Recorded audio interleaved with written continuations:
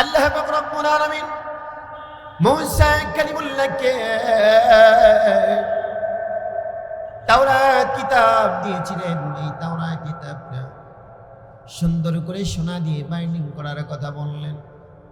বন্ধুগণ আমার, মূসা কালিমুল্লাহ আল্লাহকে বলেন, আল্লাহ তাআলা আমি তাওরাত কিতাবটা সোনা দিয়ে বাইন্ডিং করব। এত সোনা আমি কোন জায়গায় পাবো? এত সোনা তো আমার কাছে নাই। আল্লাহ পাক রব্বুল আলামিন বলেন, মূসা রে, তাওরাত কিতাব তুমি সোনা দিয়ে বাইন্ডিং করবে, আমি রব তোমাকে এমন একটা ব্যবস্থা করে দেব, মানে এমন একটা সিস্টেম চালু করে দেব, এমন একটা ব্যবস্থা আমি করব, এই মূসা তোমার কোনো টেনশন নাই, তোমার কোনো চিন্তা নাই। মূসা কালিমুল্লাহ বলেন, আল্লাহ তুমি কেমনে আমাকে কি দেবে একটু বলো তো। আল্লাহ পাক রব্বুল আলামিন, মূসা রে, আমি রব তোমাকে জান্নাত থেকে একটা পাথর দান করব। এই পাথরটা দিয়া তুমি যেই জায়গায় পাথরটা টাচ করবে সেই জায়গায় সোনাতে পরিণত হয়ে যাবে। সুবহানাল্লাহ। বন্ধুগণ আমার, জান্নাতের ভিতর থেকে তিনি আরো একটা পাথরটাকে দান করা হলো। এই পাথরটা আর পরে মুসাকে বলা হলো, মুসা রে, এই পাথরটা তোমাকে দিলাম, এই পাথরটা দিয়ে তুমি তাওরাত কিতাবটা সুন্দর করে বাইন্ডিং করবে। মূসা কালিমুল্লাহ বললেন, আল্লাহ আমি তো সোনার কাজটা ভালো করে জানি না, ভালো কাজ আমি করতে পারি না। বন্ধুগণ আমার, ওই জামানার একজন পয়গম্বর নাম হলো মূসা। মূসা পয়গম্বরের চাচাতো ভাই, তার নাম হলো কারুন একজন তাওরাত কিতাবের একজন আলিম ছিলেন, তাওরাত কিতাবের পণ্ডিত ছিলেন, তাওরাত কিতাবের হাফেজ ছিলেন। এই কারুন মূসা কালিমুল্লাহ বলেন, কারুন রে, আল্লাহ পাক রব্বুল আলামিন আমাকে তাওরাত কিতাবটা দিয়েছে সোনা দিয়ে বাইন্ডিং করার জন্য। এই মূসা আলাইহিস সালাম, কারুন রে, এই তাওরাত কিতাব তুমি কেমনে বাইন্ডিং করবা বলো তো। বন্ধুগণ আমার, এই কারণ একটা দক্ষ কারিগর ছিলেন, যে স্বর্ণ দিয়ে সবকিছু বানাইতে পারতেন। মূসা কালিমুল্লাহ যখন এই কথা বললেন, কারণ বলতেছে, পয়গম্বর আমার কাছে দেন, আমি তাওরাতটা সুন্দর করে সোনা দিয়ে বাইন্ডিং করে দেব। আল্লাহু আকবার বলেন। বন্ধুগণ আমার, তাই করা হলো। মূসা কালিমুল্লাহ দেরি করলেন না, তাওরাত কিতাবটা তার হাতের মধ্যে দিলেন, আর তিনি নামে পাথরটা তার হাতের মধ্যে দেওয়া হলো। পাথরটা দিয়ে বললেন, কেন এটা হলো আল্লাহর দেওয়া আমানত, আল্লাহর আমানত নষ্ট করা যাবে না। আল্লাহর আমানত তোমাকে আবার আমার কাছে ফেরত দেওয়া লাগবে, আমাকে কাছে ফেরত দেওয়া লাগবে। বন্ধুরে, এবারে সেই পাথরটা পাওয়ার পরে মূসা কালিমুল্লাহর কাছ থেকে তাওরাত কিতাবটা নিলেন। নেওয়ার পরে মূসা কালিমুল্লাহকে এই তাওরাত কিতাবটা সুন্দর করে এই তিনি নামক পাথর দিয়া সোনা বানায়া টাচ করে করে এই তাওরাত কিতাবটা সুন্দর করে সোনা দিয়ে বাইন্ডিং করে দিয়েছে। আল্লাহু আকবার। বন্ধুগণ আমার, মূসা কালিমুল্লাহকে যখন এই তাওরাত কিতাবটা হাতের মধ্যে দেওয়া হলো, এবার মূসা কালিমুল্লাহ বলছে, কারণ তুমি আমার কাছে তাওরাত কিতাবটা দিলা, কিন্তু আল্লাহর আমানত আমার কাছে ফেরত দিলা না। এবারে কারণ বলতেছে, পয়গম্বর আমি আপনাকে কেমনে এই তিনিয়া নামক পাথরটা ফেরত দেব? আমি যেই জায়গায় পাথর রেখে দিয়েছিলাম, আমি সেই জায়গা থেকে পাথরটা আর খুঁজে পাচ্ছি না। বন্ধুরা, মূসা কালিমুল্লাহ বলেন, কারণ রে, এই পাথরটা হলো আল্লাহর দেওয়া আমানত, তোমাকে অবশ্যই পাথর ফেরত দিতে হবে, এটা কিন্তু অন্য কাজে ব্যবহার করা যাবে না। মূসা কালিমুল্লাহ যখন এই কথা বললেন, কারণ বলতেছে, পয়গম্বর আমার কাছে তো পাথরটা নাই, বোধহয় চুরি হয়ে গেছে। মূসা কালিমুল্লাহ বলেন, যেমন করে পাথর তোমাকে দেওয়া লাগবে। বন্ধুরা, এবার সেই কারণ বলতেছে, এই পাথর যদি আমি পাই তারপর আমি আপনাকে ফেরত দিয়ে দেব। আস্তে আস্তে করে এই কারণ সেই পাথরটা দিয়া যেই জায়গায় টাচ করে সোনা হয়ে যায়, যেই জায়গায় টাচ করে সোনা হয়ে যায়, আস্তে আস্তে করে সোনার পাহাড় গড়ায় ফেললেন। এক পর্যায়ে কারণ বিদেশের সঙ্গে ব্যবসা বাণিজ্য শুরু করে দিল। বন্ধুগণ আমার, সব মানুষ চিন্তা করলো কি ব্যাপার, এই কারণে সম্পদ কেমনে বাড়ে, কিভাবে বাড়ে, কারণ সম্পদ কিভাবে পাইল।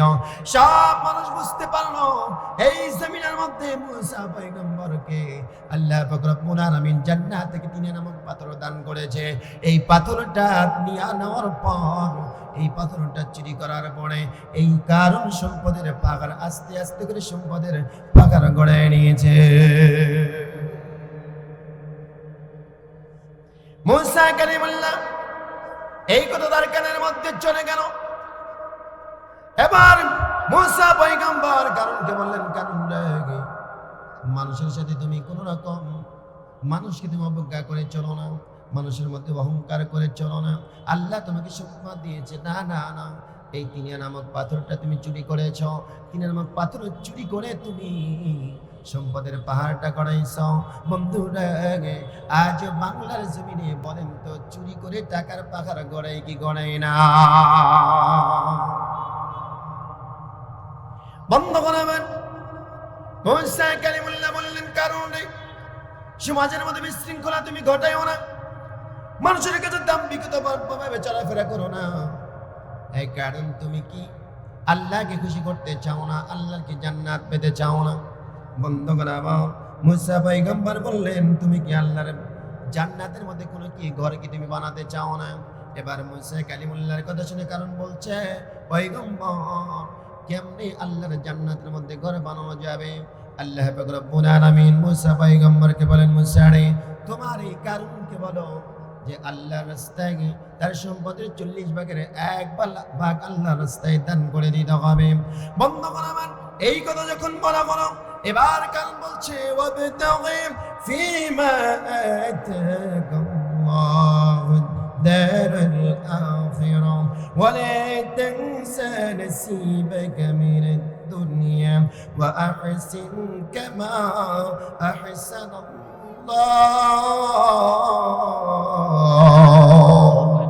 এবার কারণ বলছে, পয়গম্বর তোমার আল্লাহ আর তুমি মিলে কি আমার সম্পদের প্রতি নজর দিয়েছ? নাউজুবিল্লাহ।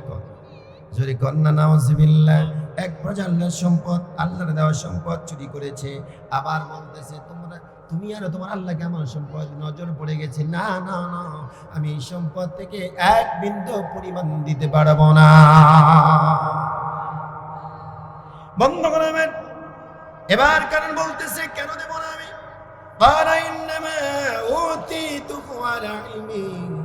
আমি এই সম্পদটা আমি আমার জ্ঞান দ্বারা, আমি আমার ইলম দ্বারা এই সম্পদ আমি অর্জন করেছি। বলেন তো, এই সম্পদ চুরি করছে না জ্ঞান দ্বারা অর্জন করেছে? আল্লাহর আমানত চুরি করেছে। কথা কোন ঠিক কি না? আজও বাংলার জমিনে মানুষের টাকা মানুষ চুরি করে কি করে না? বন্ধ করে আমার, হাজার হাজার টাকা, হাজার হাজার টাকা চুরি করে, দুর্নীতি করে বাংলার জমিন থেকে পাচার করে বাইরে দিছে কি দেয় নাই? জোরে কন্যা দিছে কি দেয় নাই? বন্ধুরা, এবার কারণ বলতেছে, পয়গম্বর রে, আমি আমার জ্ঞান দিয়ে, আমি আমার ইলম দিয়ে টাকা অর্জন করেছি, অথবা আমি 1 টাকাও দিতে পারবো না। বন্ধ করাবেন। এবার মুসা পয়গম্বর যখন এই কথা বললেন যে আল্লাহর আমানত তুমি পেয়েছো, আল্লাহর আমানত তুমি নিয়েছো, এই টাকা তোমাকে অবশ্যই আল্লাহর রাস্তায় দান করতে হবে, 40 ভাগের 1 ভাগ দিতে হবে। এবার ওই জামানার ধনাঢ্য ব্যক্তি যারা ছিলেন তাদের সঙ্গে পরামর্শ করা হলো, কলটিবের আয়োজন করা হলো।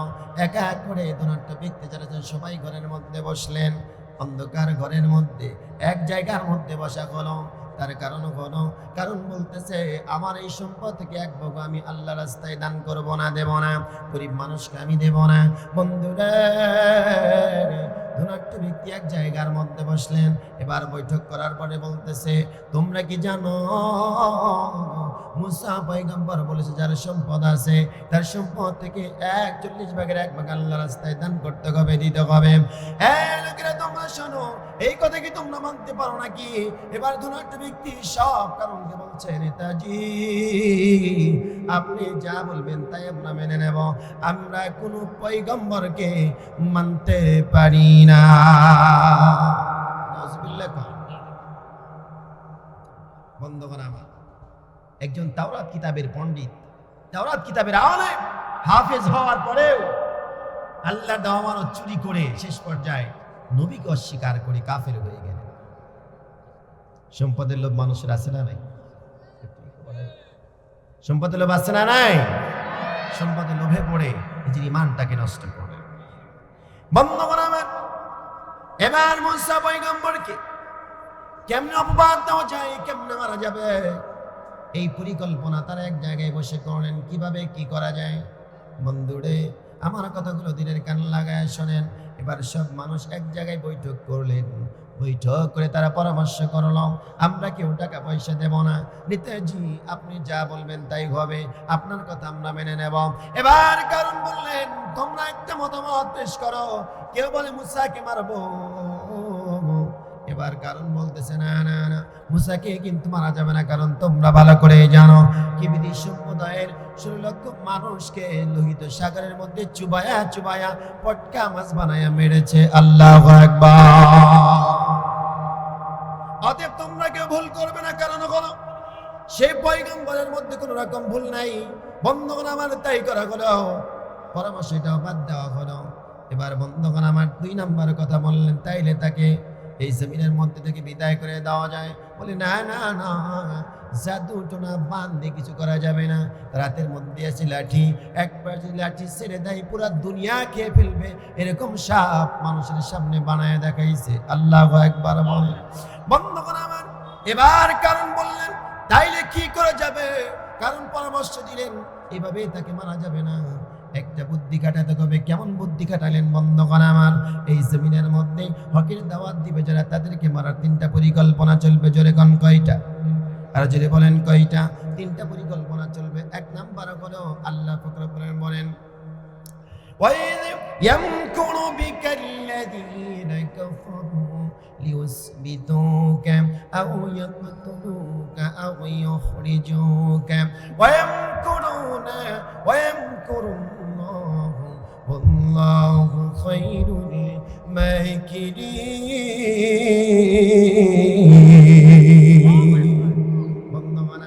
আল্লাহ কই নবী গো, এই জমিনের মধ্যে যারা হকের দাওয়াত দেবে তাদেরকে মারার 3টা পরিকল্পনা করবে। কাফেররা, বাতিলরা, মুশরিকরা তারা 3টা পরিকল্পনা করবে। 1 নাম্বার হলো ওয়াইযাম করবি কাল্লাযিনা কাফারু, কাফেররা পরিকল্পনা করবে। কি পরিকল্পনা করবে? লিউসবিতুকা, হকের দাওয়াত দেবে যারা, তাদের বিরুদ্ধে পরিকল্পনা করা হয়। 1 নাম্বার হলো তাকে জেলখানা আবদ্ধ করো। বলেন তো বাংলার জমিনে এরকম আলেমদেরকে ধরে জেলখানা আবদ্ধ করছে কি করে নাই?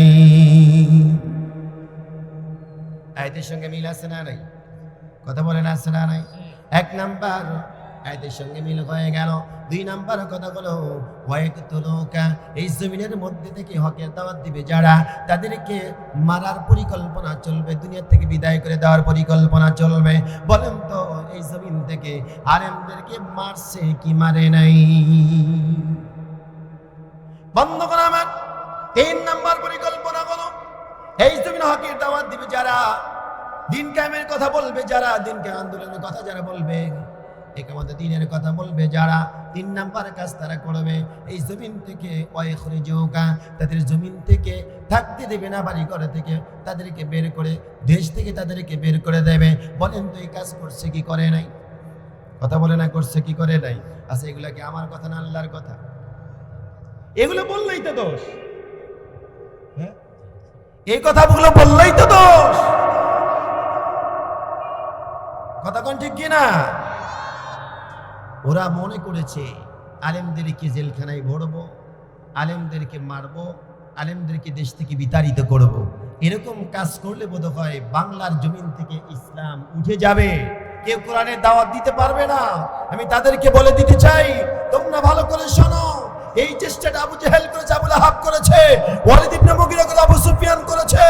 এরকমটি করে বাংলার জমিন থেকে শুধু তাই নয়, পৃথিবীর জমিন থেকে বিতাড়িত হয়ে গেছে। কতক্ষণ ঠিক কিনা? আজ বাংলার জমিনে যারা এরকম পরিকল্পনা করবে তারা থাকতে পারবে না। কতক্ষণ ঠিক কিনা?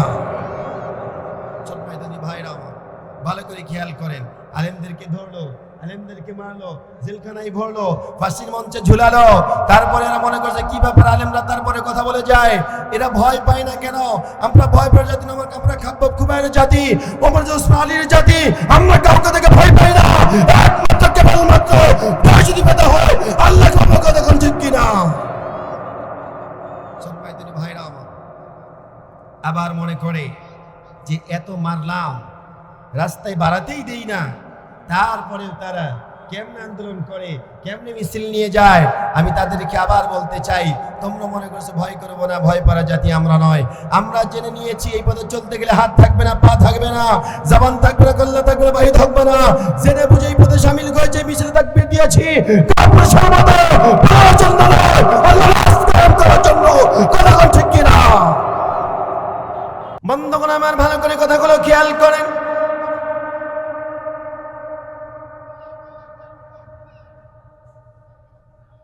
আল্লাহ পাক রব্বুল আলামিন এবার কারণের কাছ থেকে সম্পদ যখন চাইলেন, তুমি জমিনের মধ্যে মানুষের সাথে দাম্ভিকতা নিয়ে চলাফেরা করো না। বলেন তো, সম্পদ যার হয় এর চোখ মাটিতে থাকে না উপরে থাকে? জোরে কম। মাটির বিলে তাকাই না, আকাশের দিকে তাকায় থাকে। কেটা কে কোন দিয়ে যায় দেখতে চাই না। কথা কোন ঠিক কিনা? বন্ধুগণ আমার, এবার ভালো করে খেয়াল করেন। দেখো তো বাংলার জমিনে কিছু মানুষের সাথে মিলে যায় নাকি? এবার কারণ পরামর্শ করলো, আমরা বিশাল একটা বাহিনী নিয়ে, বিশাল একটা বহর নিয়ে আমরা এই ময়দান দিয়ে একটা মিছিল বের করব। একটা দুইটা মানুষ নয়, আমরা 70,000 মানুষ নিয়ে একটা বড় মিছিল বার করব। টাকা দিয়া, পয়সা দিয়ে, যে করেই হোক মানুষ গোছানো দরকার। বলেন তো বাংলার জমিন এরকম টাকা দিয়া, পয়সা দিয়া মানুষ গোছায়া মিছিল করছে কি করে নাই? বন্ধুগণ আমার, তাই করা হলো। এবার কারণ মানুষদেরকে টাকা দিয়ে ক্রয় করলেন। একটা দুইটা মানুষ নয়, 70,000 মানুষ নিয়ে যে সকল মিছিল দিল। ঘোড়ার কি ডাক, ঘোড়া কেস কেস করে ডাকাডাকি করে। মানুষ চিন্তা করে ঘায় ঘায়, কারণের পক্ষে কত লোক, কারণের সঙ্গে কত মানুষ, কারণ কত সম্পদশালী, কত পাওয়ারশালী, কত বৃত্তশালী, সব মানুষ বলা বলি করছে। বন্ধুগণ আমার, ভালো করে খেয়াল করেন, এই বাংলাদেশের জমিনে এরা মনে করে কত মানুষ, আমাদের সঙ্গে কত লোক। কতক্ষণ ঠিক কিনা? টাকা দিয়ে লোক ভাড়া করে, দলের লোক ভাড়া করে, এরকম করে মানুষ ডেকে ডেকে নিয়ে আসে। কিন্তু যখন বিপদ হয়ে যায়, একজন মানুষও খুঁজে পাওয়া যায় না। কতক্ষণ ঠিক কিনা? বন্ধুগণ আমার, এবার কারণে কত সুন্দর একটা পরিকল্পনা করো। বাংলার জমিনে এরকম পরিকল্পনাও করেছে। দেখেন তো মিলে যায় নাকি? মুসাকে মারা যাবে না, জাদুর ভয় দেখাও লাভ নাই, তাইলে কি করা যায়?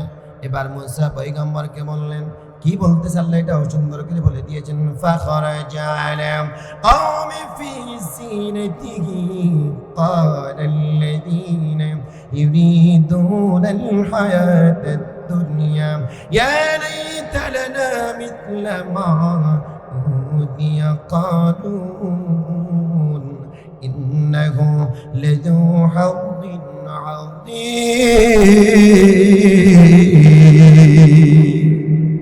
এবার কারণ বলতেছে কি করা যায়, কি পরামর্শ করা যায়? কারণ তাদের সাথে পরামর্শ করলেন, মুসাকে মারা যাবে না, ভয় দেখানো যাবে না, যাদের ভয় দেখা লাভ নাই, মানুষের ভয় দেখা লাভ নাই, তাইলে কি করা যায়? মুসা পয়গম্বরের কাছে চলে গেলেন। হ্যাঁ পয়গম্বর, আমরা সকলেই তোমাকে কিছু না কিছু, আমরা সকলেই তোমাকে টাকা দেব, অবশ্যই তোমাকে দেব, আল্লাহর রাস্তায় দান করার জন্য দেব। এবার মুসা পয়গম্বর বলছে, তাইলে তো কথাটা খুবই ভালো, কেমনি দিবা তোমরা বলতে পারো? বন্ধুরা, কারণ বলতেছে মুসা পয়গম্বর, আপনার সামনে আমরা সামনাসামনি দেব না, বিশাল একটা জনতার সামনে আয়োজন করে, এরকম মাহফিলের মধ্যে একটা আয়োজন করে সব মানুষের সামনে আমরা তোমার হাতের মধ্যে টাকা দেব। সব মানুষ যেন বুঝতে পারে যার সম্পদ আছে তার উপরে আল্লাহ এরকম যাকাত ফরজ করে দিয়েছে। আল্লাহু আকবার। বন্ধুগণ আমার, মুসা পয়গম্বর এরকম কথা বলা হলো।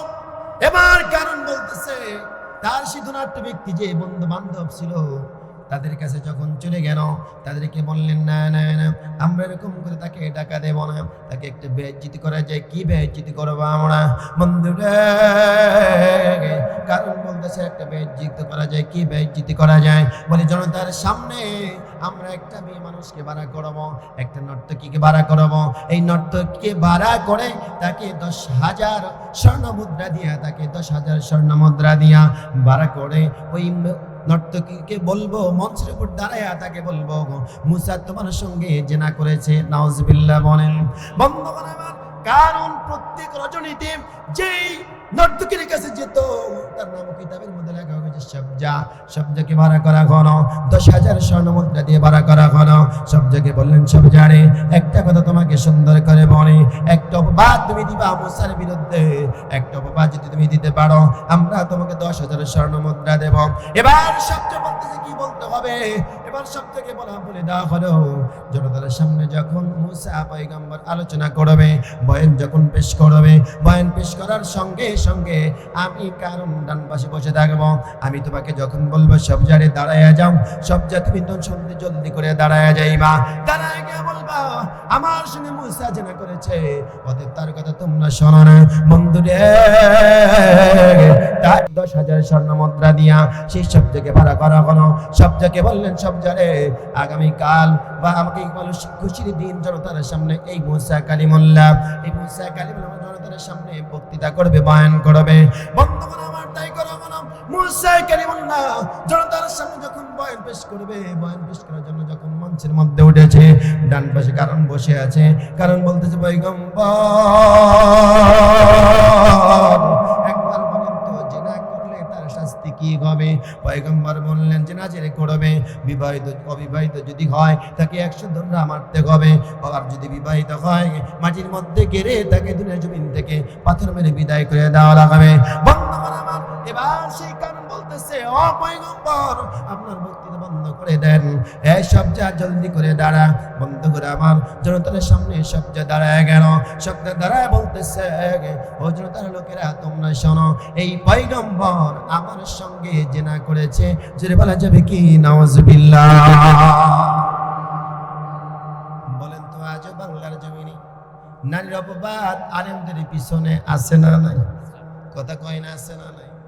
বুঝতে হবে যে এই অপবাদ এখন না, আজ থেকে 3000 বছর আগে মুসা কালিমুল্লাহকেও দেওয়া হয়েছিল। বন্ধুগণ আমার, রাসূল বলেছেন, ইন্নাল উলামা ওয়ারাসাতুল আম্বিয়া, আমার উম্মত যারা থাকবে তাদের মধ্যে যারা আলেম হবে তারা হলো নবীদের ইলমের ওয়ারিস হবে। অতএব বোঝা যায় রাসূল বলেছে আলেমরা হলো ইলমের ওয়ারিস, আর তাদের বিরুদ্ধে এরকম নারীর অপবাদ থাকতেই পারে। কতক্ষণ ঠিক কিনা? বন্ধুগণ আমার, একটা দুইটা দেশ না, সারা পৃথিবীতে 50টা রাষ্ট্রে কোরআনের দাওয়াত দিয়েছে। 50টি বছর কোরআনের দাওয়াত দিলেন, কোনো কিচ্ছু হলো না। আর এরা নারীর অপবাদ দিয়া, মিথ্যা মামলা দিয়া সাজায়া একটা দুইটা দিন না 13টা বছর তাকে জেলখানা আবদ্ধ করে রাখা হলো। শেষ পর্যায়ে তারা কুলাইতে না পেরে 20 দিন থেকে বিদায় করে দিয়েছে। কতক্ষণ ঠিক কিনা? এর শাস্তি তোমাদেরকে একদিন পেতেই হবে। কতক্ষণ ঠিক কিনা? তোমরা মনে করেছো যে না এভাবে চলবে, এভাবে চলবে না, চলবে না, একদিন এই বিচার হবে। কতক্ষণ ঠিক কিনা? তোমাদেরকে ছেড়ে দেওয়া হবে না। কতক্ষণ ঠিক কিনা? বন্ধুগণ আমার, মুসা কালিমুল্লাহকে এরকম অপবাদ দেওয়া হলো। মুসা কালিমুল্লাহ বললেন, আল্লাহর বান্দি তোমার কাছে আমার প্রশ্ন হলো যে আল্লাহ তোমাকে সৃষ্টি করেছে, ও আল্লাহর দরবারে তোমাকে আবার ফিরে যাওয়া লাগবে। বন্ধুগণ আমার, লা তাসাদু কাদাম ইবনে আদম ইয়াউমাল কিয়ামা, কাল কঠিন কিয়ামতের ময়দানে প্রত্যেকটা মানুষকে আল্লাহ পাক রব্বুল আলামিন 5টা প্রশ্ন করবেন। লা তাসাদু কাদাম ইবনে আদম ইয়াউমাল কিয়ামা, 5টা প্রশ্নের জবাব না দেওয়া পর্যন্ত ওই বান্দা একটু কদম ফেলতে পারবে না। আল্লাহু আকবার বলেন। বন্ধুরে, প্রথম নাম্বার প্রশ্ন হলো, এই জমিনের মধ্যে আল্লাহ পাক রব্বুল আলামিন প্রত্যেকটা মানুষকে একটা আয়ুষ্কাল দিয়েছে, দিছে কি দেয় নাই? জোরে কোন দিছে কি দেয় নাই? আল্লাহ কই বান্দারে, আমি যে তোমাকে একটা আয়ুষ্কাল দিয়েছিলাম, এই আয়ুষ্কাল হিসাব দিয়া বান্দা তারপর আমার সামনে থেকে সরো। বন্ধুগণ আমার ভালো করে দিলের কান লাগায় শুনেন। তাই যদি কয় আল্লাহর কথা, বলেন তো আমাদের হিসাব দেওয়া লাগবে কি লাগবে না? আল্লাহর এই বান্দাকে যখন বলা হলো, এই শব্দকে বললেন যে আল্লাহ তোমাকে সৃষ্টি করেছে, আল্লাহর আদালতে তোমাকে ধরা খাওয়া লাগবে। বলো তো আমি কি তোমার সঙ্গে জেনা করেছি নাকি? জনতার সামনে এই সব যা বলতেছে, ও মুসা পয়গম্বর, যেহেতু আল্লাহর আদালতে আমাকে ধরা পড়া লাগবে, এই কারণ রাত্রিবেলায় আমার কাছে গিয়া 10,000 স্বর্ণ মুদ্রা দিয়েছে আপনাকে অপবাদ দেওয়ার জন্য। আল্লাহু আকবার বলেন। বন্ধ করা আমার এত অপবাদ দিলা, এত মিথ্যা মামলা দিলা, তারপরেও সাক্ষীকে গুম করার পরেও সাক্ষী এসে বলেছে এই কাজটা করে নাই। কথা কোন ঠিক কি না? বন্ধুগণ আমার, আমরা নেতাকে ফলো করতে পারি না, এই জন্য আমাদের এই অবস্থা। একটা ঘটনা মনে পড়ে গেল, বলবো।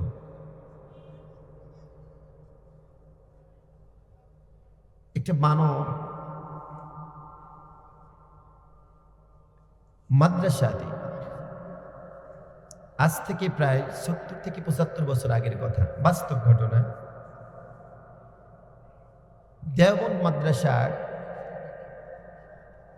সব উস্তাদরা মিলে, ছাত্ররা মিলে চিন্তা করলেন, এই বানরগুলো তো খুব ডিস্টার্ব করে, খাবার ঠিক মতো খেতে দেয় না, নষ্ট করে। অতএব এই বানরদেরকে কেমনে মারা যায় একটা পরামর্শ করল। ঠিক ওস্তাদরা মিলে পরামর্শ করে পরের দিন চিন্তা করলেন, এই বানরগুলোকে সকালবেলা মাদ্রাসার বারিন্দার মধ্যে দস্তরখানা বিছায় রুটিগুলো রেখে দেব, তার সাথে বিষ মাখায় রেখে দেব, খাবে আর মারা যাবে। ঠিক তাই করা হলো। পরের দিন সকালবেলা ওরকম করে দস্তরখানা বিছায়া রুটিগুলো দিলেন। বানররা যেই টাইমে আসে ওই টাইমে তারা চলে আসে। আসার পরে দেখলেন সুন্দর খাবারগুলো সামনে দেয়া আছে, কোনো রকম সমস্যা নাই, মানুষ নাই, কিচ্ছু নেই।